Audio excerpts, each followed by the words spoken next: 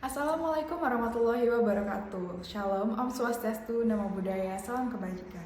Perkenalkan, kami Prime Team dari Universitas Gadjah Mada yang pada kesempatan kali ini akan memaparkan presentasi dengan judul Biopower dan Alga Ekonomi dalam kerangka Closed Loop Supply Chain, solusi karbon berbasis alam dan masyarakat untuk menciptakan manfaat dan nilai bersama sebagai hasil analisis dan diskusi kami terkait kasus carbon emission pada PT Pupuk Kalimantan Timur.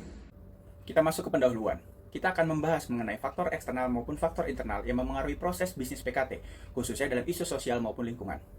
Pertama, kita akan membahas mengenai komunitas internasional, United Nations atau PBB, yang memiliki program UN SDGs, membahas isu-isu sosial dan lingkungan, seperti kemiskinan, kesehatan, pendidikan, kesenjangan, dan isu lingkungan, terutama dalam upaya pengurangan emisi dari pelaku bisnis di seluruh dunia. Isu lingkungan juga dibahas oleh Paris Agreement, di mana disepakati target pengurangan emisi gas rumah kaca sebesar 43% pada tahun 2030 dan zero net emission pada tahun 2050. Selanjutnya, kita akan membahas mengenai regulasi-regulasi yang sudah dibuat oleh pemerintah, diantaranya Peraturan Presiden Nomor 59 Tahun 2017, Peraturan Presiden Nomor 22 Tahun 2021, Peraturan Presiden Nomor 98 Tahun 2021, selanjutnya ada Permen LHK Nomor 1 Tahun 2021, dan terdapat voluntary. Nah, regulasi di atas yang sudah disebutkan menggambarkan bahwa perusahaan harus mentaati peraturan mengenai isu dekarbonisasi atau pengurangan emisi yang berkaitan dengan pembangunan berkelanjutan. Selanjutnya, kami juga menemukan faktor eksternal lain, diantaranya adalah perilaku konsumen. Kenapa kita membahas ini? Karena cukup menarik ketika kita mengetahui data bahwa 60,5% konsumen membeli produk ramah lingkungan dengan alasan melestarikan bumi. Ada juga 41% yang membahas bahwa itu citra positif yang didapatkan oleh mereka ketika mereka membeli barang hijau, dan 20,4% ketika perusahaan disukai oleh konsumen, yang berarti citra perusahaan akan dapat mendapatkan citra yang positif ketika mampu menjual produk ramah lingkungan. Selanjutnya, kami juga mendapatkan data dari penelitian yang dilakukan oleh Suhartanto et al. 2022 bahwasannya perilaku konsumen akan semakin loyal kepada produk hijau ketika perusahaan mampu mengajak komunitas-komunitas setempat atau masyarakat bekerja sama dalam upaya pelestarian lingkungan. Baik, tadi kita sudah membahas mengenai faktor eksternal apa saja yang mempengaruhi perusahaan. Sekarang kita akan membahas faktor internal.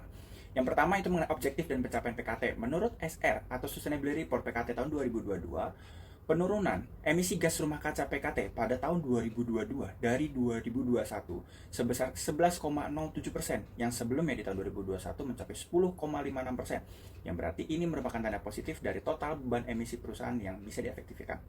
Nah, angka tersebut masih perlu adanya peningkatan karena kita akan mengacu kepada internasional di mana penurunan emisi gas rumah kaca ditargetkan turun sebesar 43% di tahun 2030, dan pemerintah juga mencanangkan bahwa terdapat penurunan emisi gas rumah kaca sebesar 32% pada tahun 2030.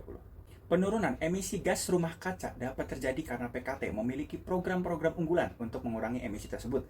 Program yang terbesar menurut Sustainability Report PKT tahun 2022 yaitu perbaikan sistem udara yang mampu menghemat angka sebesar 248.694,83 ton CO2 ekuivalen. Setelah cukup berhasil dengan program-program unggulan untuk pengurangan emisi gas rumah kaca, tentu PKT ingin terus berinovasi untuk tercapainya zero net emission. Pertama, terdapat program Clean Ammonia yang terdiri dari Green and Blue Ammonia. Menurut CNBC, PKT sudah menandatangani nota kesepamahaman dengan institusi internasional untuk adanya riset mengenai clean ammonia. Selain itu, PKT juga memiliki beberapa rencana lain seperti penerapan solar panel di atas gedung perusahaan, parking and warehousing, energi tenaga nuklir, dan hydropower. Lalu, apakah program tersebut cukup efektif? Baik, kita akan menyajikan analisis dan solusi mengenai strategi apa yang harus dilakukan oleh PKT untuk upaya dekarbonisasi demi mengejar zero net emission. Analisis pertama adalah diagram Ishikawa. Diagram ini menunjukkan penyebab-penyebab dari suatu event spesifik yang mana dalam kasus ini adalah carbon emission. Jika dilihat dari data PKT, kontribusi terbesar emisi karbon PKT adalah pembakaran batu bara sebesar 22,2%, gas alam 22,2%, dan IPPU 54,4%. Dalam diagram Ishikawa ini menunjukkan penyebab emisi dari beberapa faktor, yaitu metode, lingkungan, equipment, material, manpower, dan measurement. Dari diagram ini dapat disimpulkan bahwa penyebab emisi karbon di PKT adalah ketergantungan perusahaan terhadap sumber energi fosil. Hal ini dikarenakan lokasinya yang dekat dengan pertambangan batu bara sehingga sumber energi dari batu bara dan gas alam pun melimpah dan memiliki cost yang lebih murah. Faktor lain yang menyebabkan emisi karbon di PKT adalah boiler batu bara dan gas alam yang berkontribusi menghasilkan emisi karbon. Tak hanya itu, aktivitas sehari-hari SDM PKT juga berkontribusi besar terhadap emisi karbon. Contoh kecilnya adalah penggunaan kendaraan seperti mobil, motor, pesawat, dan sebagainya. Selanjutnya analisis SWOT yang terdiri dari strengths, problems, opportunities, dan threats.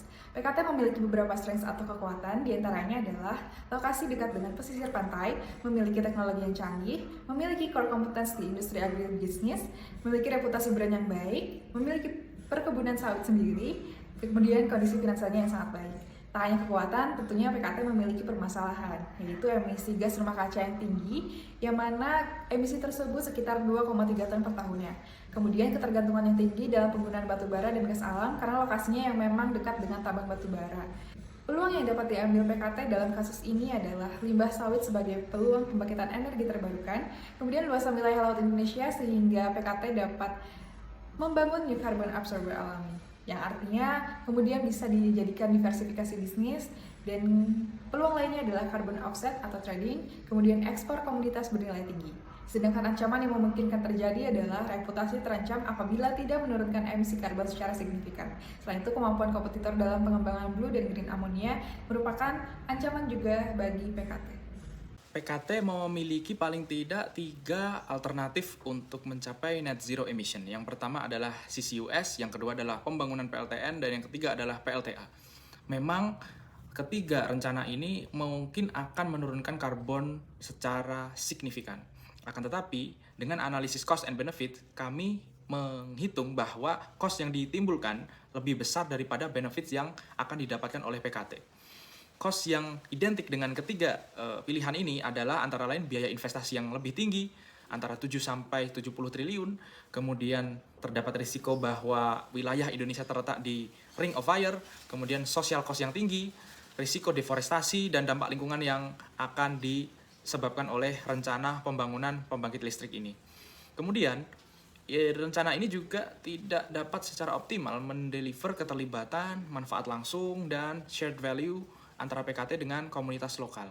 Untuk mencapai net zero emission secara cepat, efektif, efisien, rendah investasi, dan menimbulkan shared value atau manfaat bersama dari PKT kepada masyarakat, maka kami mengusulkan solusi yaitu biopower dan algae economy.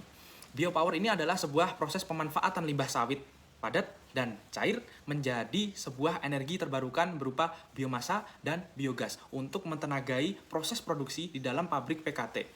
Kemudian, metode co-firing ini memang masih menimbulkan karbon, emisi karbon, yang mana nanti akan diserap oleh sebuah carbon capture alami, yaitu algae.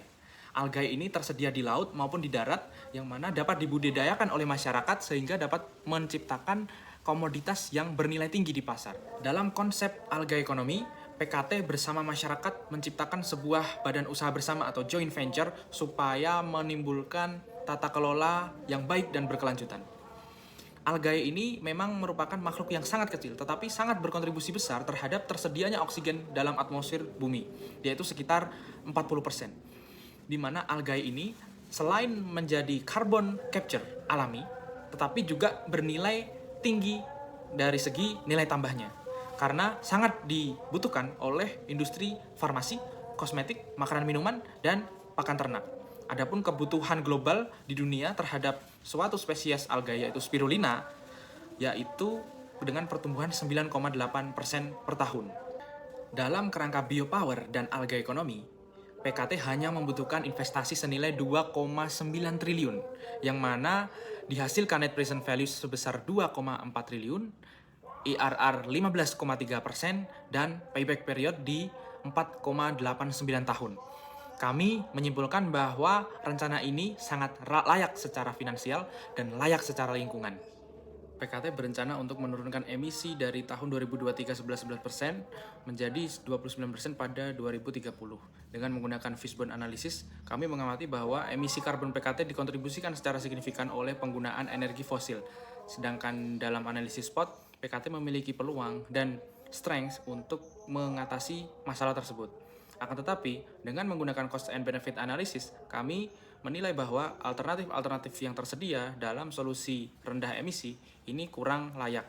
Kami mengusulkan pump biopower dan algae economy sebagai carbon neutral dan carbon absorber untuk mempercepat PKT dalam mencapai target penurunan emisi pada tahun 2025 sampai 2027 pada tingkat 29%. Terima kasih.